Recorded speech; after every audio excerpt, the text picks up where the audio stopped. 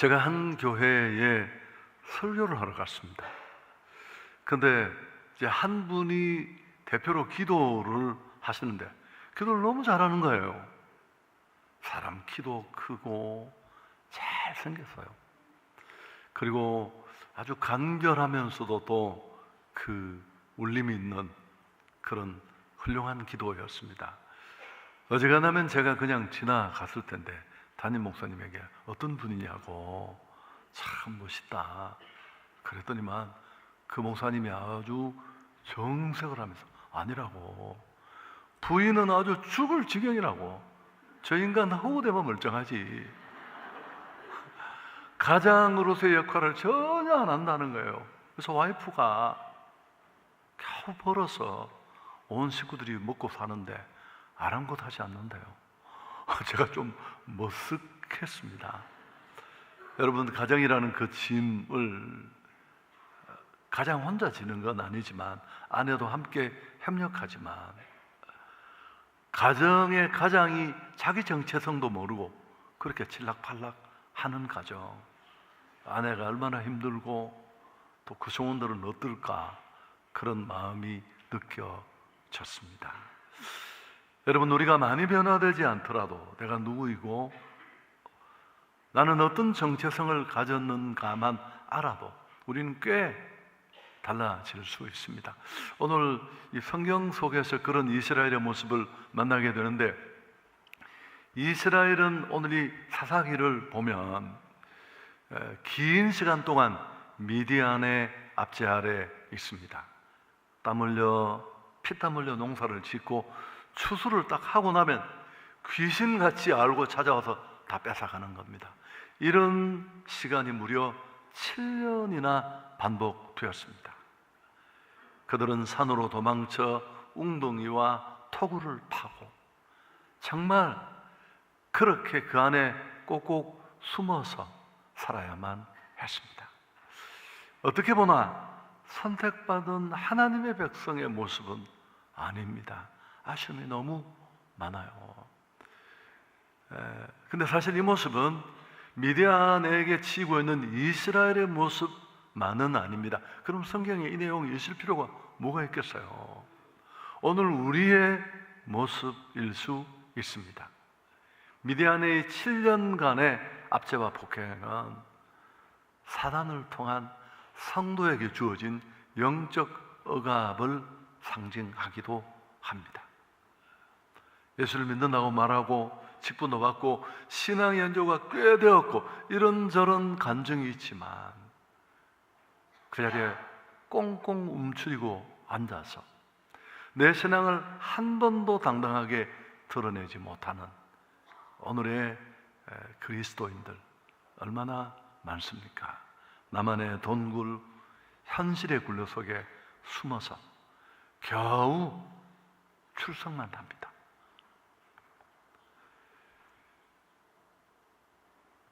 여러분, 그래서 어떤 일에도 나를 드러내지 못하는 그런 모습으로 살아가고 있지는 않습니까? 사단은 지금도 똑같습니다. 우리의 기쁨과 감사, 또 구원받은 자로서 우리에게 주어진 사명을 빼앗아 갑니다. 현실이란 토굴 속에 몰아넣고 주눅들게 하고, 우리가 어떻게 조금이라도 도전받고 역할을 하려고 하면 당장 한 방 날립니다. 네가 무슨 전도야? 아니, 너 꼴을 좀 알고 그런 이야기해. 지금 그 형편에 이 어려움 속에 네 사업이 얼마나 어떤 상황인데, 야, 무슨 전도고 무슨 선교야? 너 교회 가잖아, 봉사도 하잖아. 됐어. 여러분, 이런 사단의 새빨간 거짓말, 이 가스라이팅에 속아 많은 성도들이 그냥 주저앉아 있습니다. 종교인으로 예배 드리고 돌아가고 사명을 잊고 내가 누구인지도 모르고 하나님의 나라 그저 찬양 속에 가끔씩 기억되고 내 나라에 코박고 그렇게 살다가 짧은 인생 끝내고 주님 앞에 서면 이거 진짜 재앙이거든요. 여러분, 우리는 그렇게 살아야 될 존재가 아닌데, 이스라엘은 이런 절망 속에 성민다운 모습을 놓치고 살아가는 자신들의 모습이 비통했던지 하나님께 부르짖습니다. 근데 하나님은 회복을 주신 것도 군대를 보내주신 것도 아니고 선지자를 보냅니다.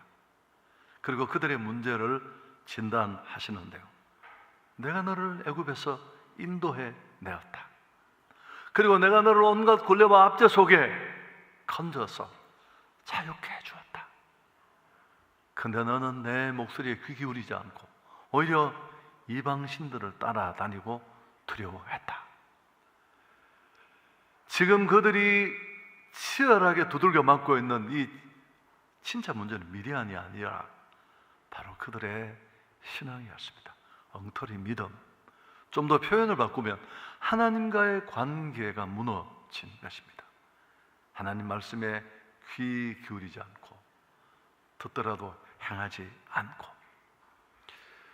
하나님은 선지자를 한 사람에게 보냅니다. 선지자가 찾아간 그 한 사람이 바로 우리가 잘 아는 이 사사기를, 이 부분을 이끌어가는 기드온입니다. 근데 그가 어떤 모습으로 있었습니까? 포도주 틀 속에서 밀을 타작하고 있었습니다. 이게 뭘까요? 세상에 이런 쫄보가 있습니까? 미디안의 공격과 폭행이 두려워서 포도 죽을 자는 그 기구 속에 들어가 숨어서 밀을 그는 두드리고 있었습니다. 성민의 몰골하고는 너무 어울리지 않죠. 하나님의 사자가 그에게 말합니다. 오늘 사실 이 12절은 이 사사기 6장 전체 핵심 구절이에요. 우리가 큰 소리로 함께 읽습니다. 큰 용사여, 여호와께서 너와 함께 하신다. 오늘 이런 두려움에 사로잡혀 성민의 모습과는 전혀 어울리지 않는 모습으로 주저앉아 있는 그를 보고 큰 용사다. 여러분, 이 큰 용사라는 단어의 히브리어는 원문의 원래 뜻도 중요하지만 시제가 중요해요. 현재형입니다. 네가 지금은 초라하게 상황에 침몰한 그런 모습이지만 너는 앞으로 용사가 될 거야.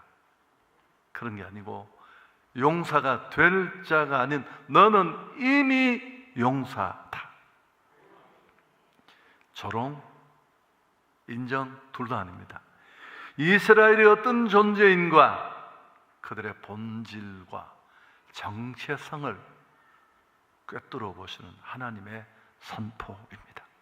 너는 큰 용사다. 여러분, 이스라엘만 그랬을까요? 아니요. 오늘 예수 믿고 구원받아 영적 이스라엘에 편입된 우리 모두가 같은 상황에 있습니다.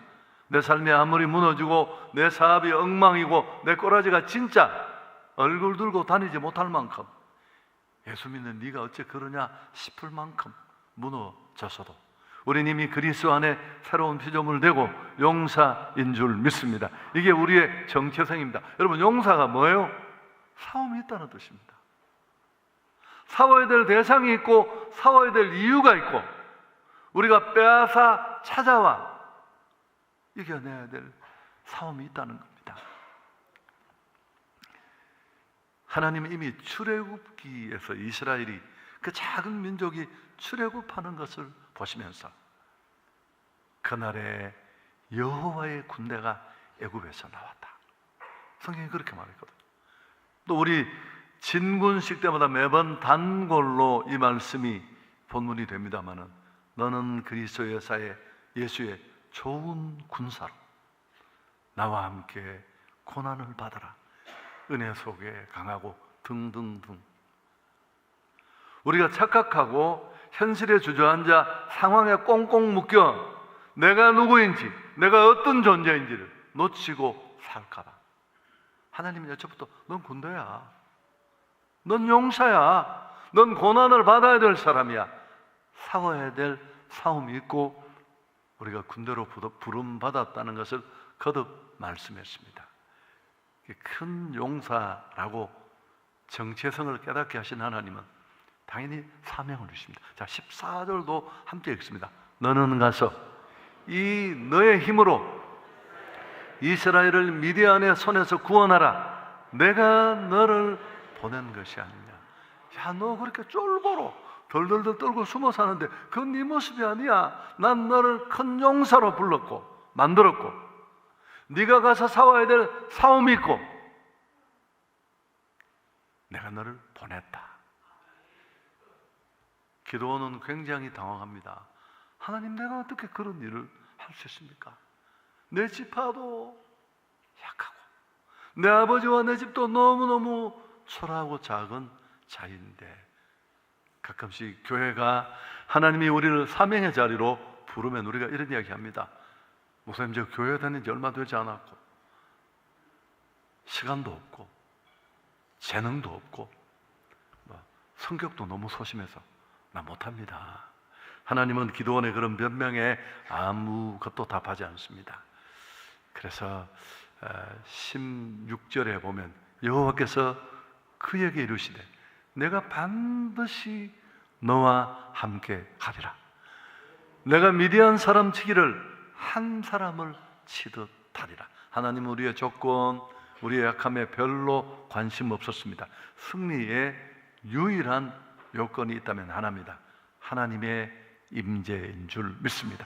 하나님은 우리와 함께 하시지만 무엇보다도 내가 누구인지를 알고 싸워야 될 싸움을 향해 우리가 순종의 한 걸음을 무겁지만 내디딜 때 함께 하실 줄 믿습니다. 여러분, 하나님은 왜 우리를 군대라고 하셨다고요? 네, 싸움이 있거든요. 아니, 그런 의식을 가지고 사세요. 엄연히 전쟁이 존재하고 치열하게 우리가 싸워야 될 대상이 있고 우리가 지키고 싸우고 빼앗아 되찾아 와야 될 목적이 있는데 전혀 한 번도 그런 생각 없이 한시라는 울 속에 꽁꽁 숨어서 뭘 먹고 뭘 마시고 뭘 어떻게 살까? 여러분, 우리가 지키고 싸워서 빼앗아 와야 될 것이 무엇입니까?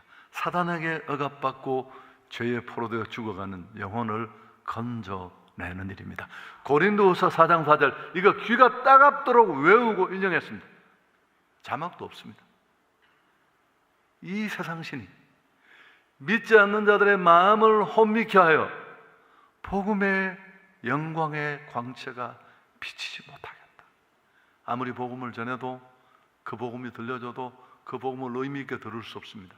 그들이 강팍한 것 때문만이 아니라, 우리 외침이 작아서만이 아니라 악한 세력들이 복음을 듣는 날 믿음으로 나아갈 것을 두려워해서 그들의 오감을 꽁꽁 동여매고 있어서 들리지 않아요. 그래서 우리는 그들을 건져내야 합니다. 그게 전도요 선교인 줄 믿습니다. 하나님은 우리를 성도라고만 부르는데 끝나지 않고 너는 큰 용사야, 하나님의 군대야 라고 부르신 이유입니다. 기도원이 어떻게 했을까요? 두려웠지만 주저앉아 있지 않고 부르시면 순종합니다. 그가 하나님을 인격적으로 만난 후에 이런 큰 자기 정체성과 무엇을 위해 어떻게 살아야 될지를 알고 난 다음에 첫 번째로 한 일이 뭐냐면 제단을 쌓는 일이었습니다. 오늘 본문을 꼭 다 한번 사사기 6장을 읽기를 바라고요. 자, 24절에 그 내용이 나옵니다. 함께 읽습니다. 기도원이 여호와를 위하여 거기서 제단을 쌓고 그것을 여호와 살롬이라. 자, 여러분, 이 여호와 살롬이라는 이 유명한 단어가 분명히 이런 상황에서 나오는가요? 좀 놀랍지 않은가요? 하나님은 평강이시다. 평강의 하나님은 언제 누릴까요? 전쟁이 다 끝나고 아무 고민도 없고 편안함이 차고 넘칠 때? 아니요. 놀랍게도 평안은 전쟁이 끝난 다음에 온 것이 아니라 지금 전쟁의 한가운데 전쟁을 시작하는 그때 하나님의 평강은 이미 임합니다. 하나님과의 관계가 회복되고 내가 누구인지를 제대로 알고 싸워야 될 싸움을 한 걸음 내디딜 때 편안이 아니라 진짜 평강을 누리게 될 줄 믿습니다. 음이 행복. 아니 지 혼자 껍데기만 번지르하게가 딜딜 구르면서 놀고 아내와 온 식구들은 아이고 저 인간 꼬라지 보면 내가 진짜, 여러분 그건 아니잖아요. 하나님은 오늘 우리를 부르십니다. 현실의 포도주라는 틀에 숨어 사단의 꼬임에 넘어가 살아가는 그런 목적 없는 인생 끝내라고. 오늘 우리의 진짜 이름을 되찾는 시간이 되기를 축복합니다. 큰 용사야.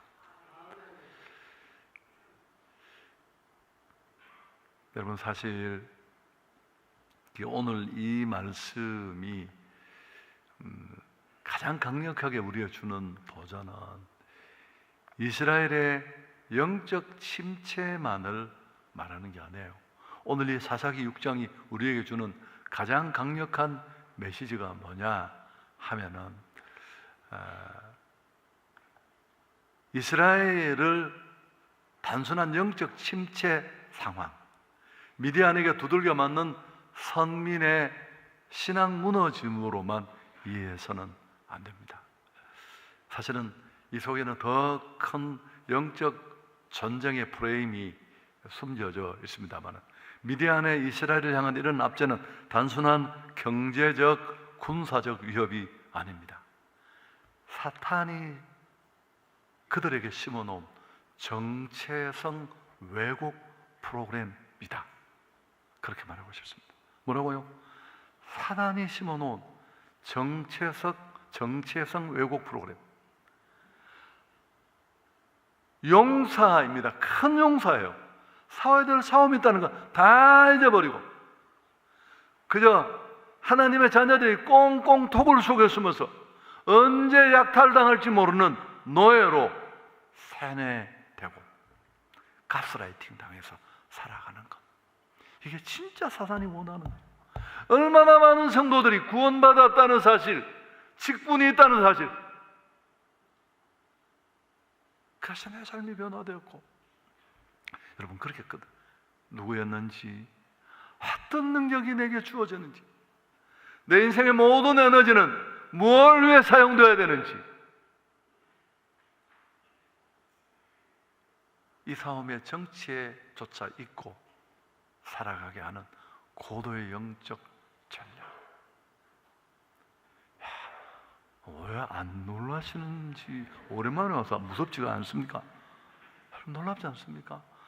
아니, 내가 누구인지도 모르고 그 칠랑팔랑거리는 이상한 인간처럼 자기 혼자 배 깔고 맨날 만화책 보고 밥 먹고 얼굴에 막 빼시려해가 사람들 보기에는 번지려한데 지가 누군지도 모르고 지가 뭘 해야 되는지도 모르고. 오늘 말씀은 그런 사단의 정체성 왜곡 프로그램에 정신을 놓고 있는 우리에게 던지는 도전입니다. 용사여 일어나라. 사실은 이게 단순히 각성만이 아니라 우리를 영적 군대로 소집하는 말씀입니다. 그리고 군대로서 나아가야 될 그 싸움에 우리를 파송하는 차원입니다. 문제는 전도를 안 하고 선교를, 즉 삶을 살지 않는 것이 아니라 내가 군인이라는 사실을 망각하고 있는 겁니다. 옆에 분에게 이렇게 한마디 하십시오. 당신 군대야, 큰 용사야. 안 할 것 같아서 시키지도 않겠습니다. 여러분, 이번 그 여름의 국내 선교, 우리 그 사역자 공동 카톡에 매일 올라왔어요. 얼마나 더웠습니까? 진짜 더위가 무섭다는 게, 이러다 진짜 죽을 것 같아요. 서 있으면. 이게 얼마나 더운데, 그런데 그 더위 속에 수천 명이 선교지에, 국내 선교지 교회에서 땀을 흘리는 게 막 영상까지 올라오는 걸 보면서 제가 참 눈물이 울컥 쏟아지고, 야, 내가 이런 교회의 목사이라는 게 너무 감격스럽고, 여러분 그분들이 막 시간이 넘치고 막 생활이 아주 유효하고 그래가면 어디 갈 데 없을까 싶어서 그러면 아닙니다. 왜 순종한 사람들과 그렇지 못한 사람의 차이가 뭘까요?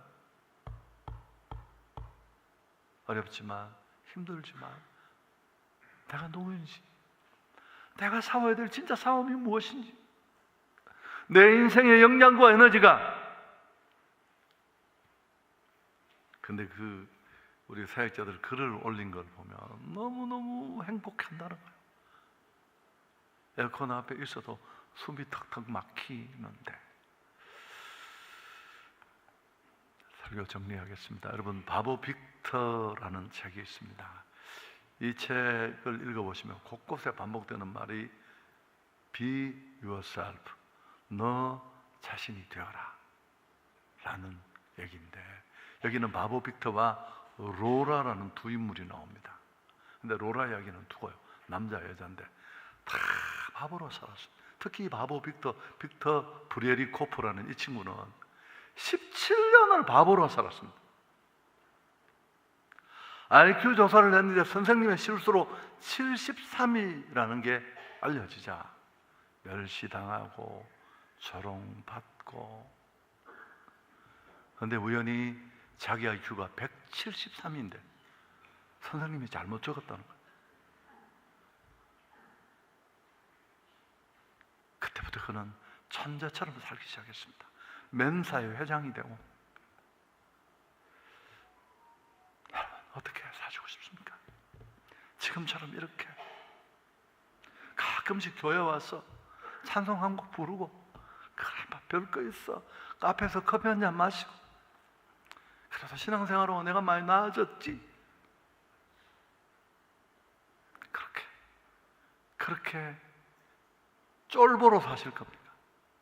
아니면 나는 저기, 여러분, 제가 TV를 이번 쉬는 동안 봤더니만 사실 어느 교회 집회를 가서 있을 때 봤는데, 제가 프로가 뭔지 하나, 근데 그 남편이 장애인이에요.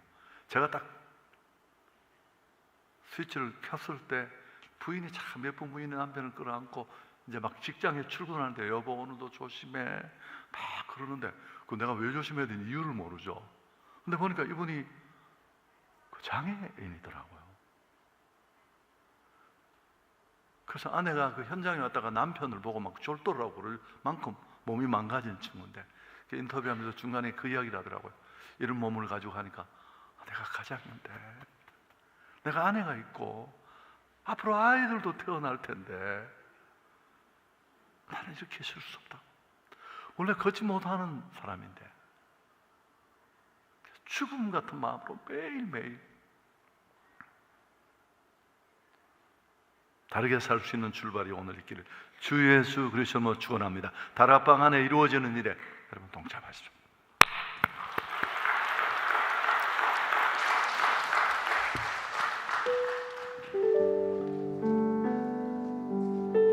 죄송합니다.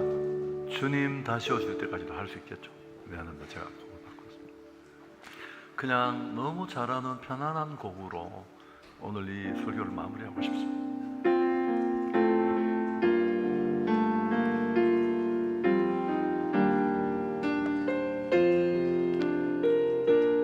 주님 다시 오실 때 가사를 띄워. 주님 다시 오실 때까지 나는 이 길을 가리라.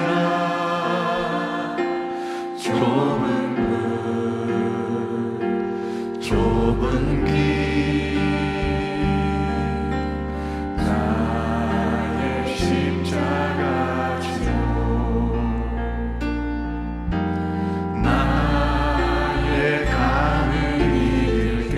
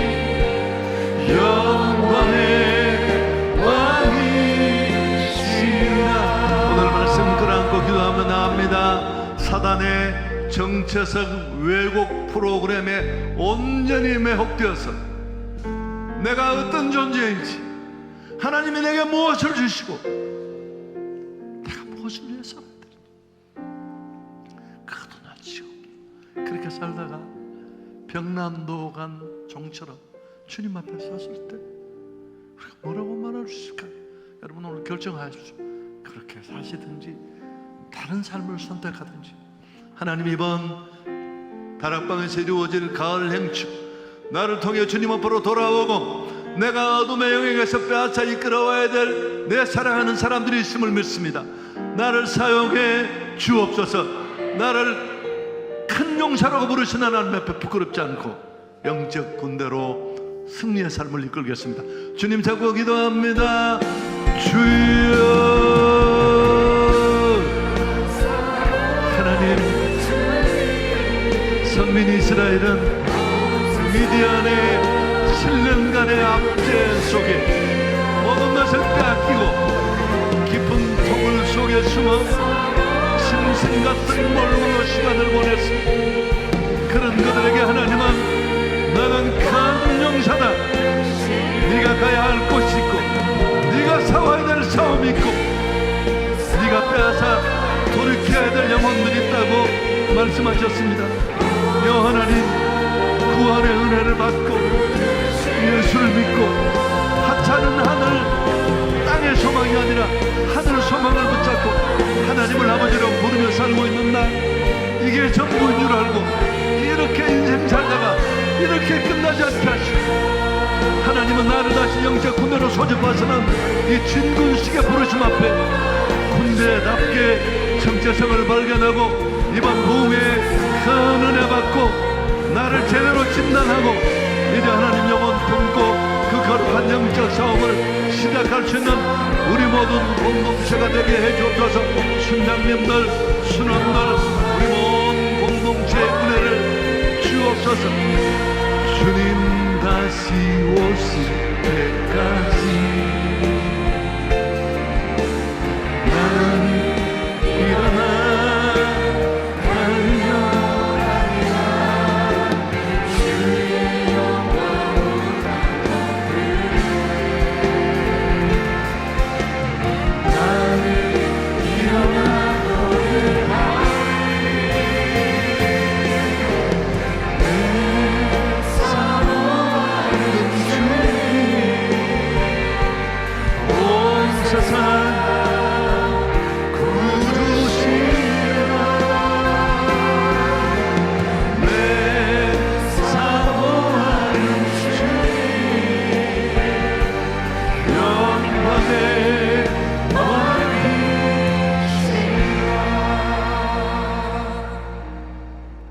지금은 우리 주 예수 그리스도의 은혜와 하나님 우리 아버지의 놀라우신 사랑과 성령이 함께 하시는 은혜가 예배하는 우리 온 성도들 가운데 영원토록 함께 계실지어다.